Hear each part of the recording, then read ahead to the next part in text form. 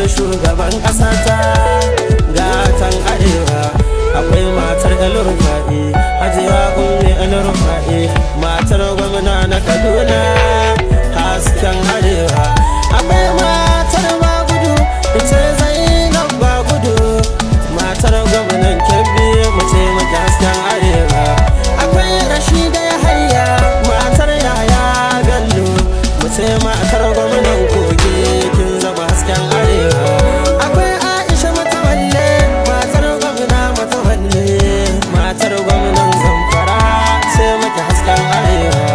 Ina Mariya Aminu, waziri Itambuwali ne, gwamnan Sokotawa, sai maki hasken arewa.